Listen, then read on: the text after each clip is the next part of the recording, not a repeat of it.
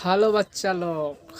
तो आज का हमारा फेवरेट टॉपिक स्टार्ट होने जा रहा है हाइट एंड डिस्टेंस, जो कि ट्रिग्नोमेट्री का पार्ट है।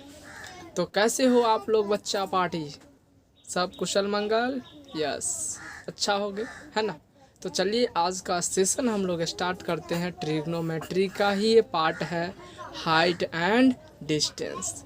ये हाइट एंड डिस्टेंस क्या होता है, तो चलिए आपको लेकर चलते हैं हम अपने पीछे बोर्ड की तरफ। ये कुछ फिगर है जिसे हम यह कोशिश करते हैं आपको बताने की, ठीक है ना, कि हाइट एंड डिस्टेंस होता क्या।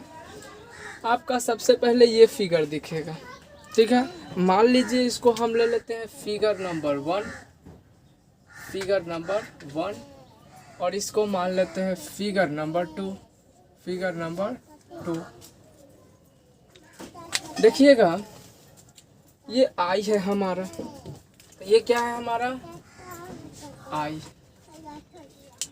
और ये एक टावर है। ये क्या है? टावर। ये हमारा आई है, ये टावर है, ठीक है।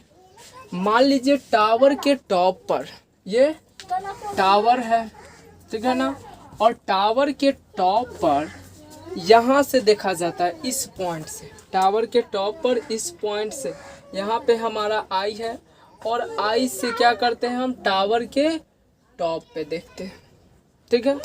और यहाँ से क्या कहा है, एक हॉरिजेंटल लाइन है, यहाँ से एक हॉरिजेंटल लाइन है, और हमारा आई जो है टावर के टॉप पर दिखता है। तो जब हम किसी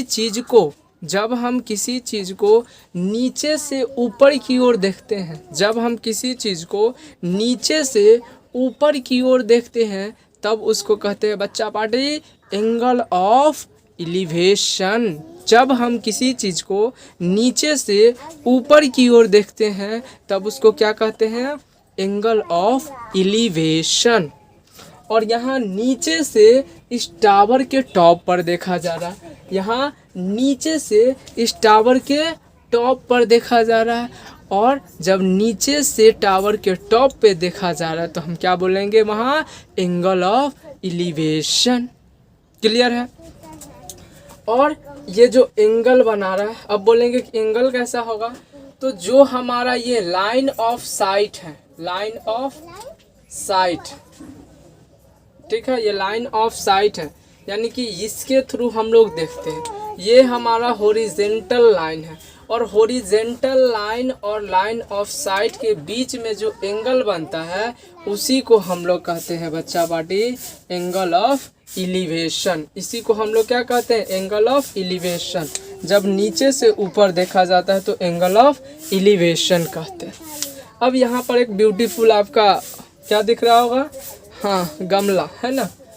तो जब ऊपर से मान लीजिए आप छत के रूफ पे खड़े हैं, है ना, छत पे खड़े हैं और छत से इस गमला को देख रहे हैं, यानी कि ऊपर से नीचे की ओर देखा जाता है, ऊपर से नीचे की ओर देखा जाता है, तब हम बोलेंगे वहाँ एंगल ऑफ डिप्रेशन। जब हमारा ऊपर से नीचे की ओर देखा जाता है तब हम बोलेंगे वहाँ हमारा एंगल ऑफ डिप्रेशन। यहाँ एंगल ऑफ डिप्रेशन हो रहा है। जब ऊपर से नीचे देखा जाता है तो एंगल ऑफ डिप्रेशन, यानी कि यहाँ से जो एंगल कुछ भी बना है, मान लीजिए थीटा, तो ये एंगल और यहाँ पर भी अल्टरनेट इंटीरियर एंगल से हो जाएगा थीटा, यानी कि अगर यहाँ 30 तो यहाँ 30, यहाँ 60 तो यहाँ 60, ठीक है।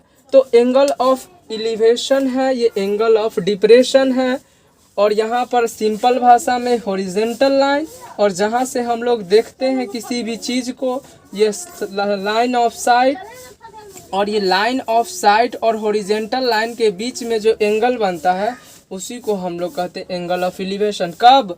जब नीचे से ऊपर की ओर देखा जाता है, ठीक है।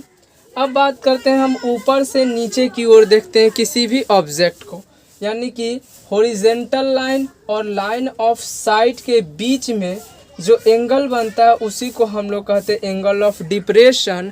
कब बोलते हैं? जब ऊपर से नीचे की ओर देखते हैं।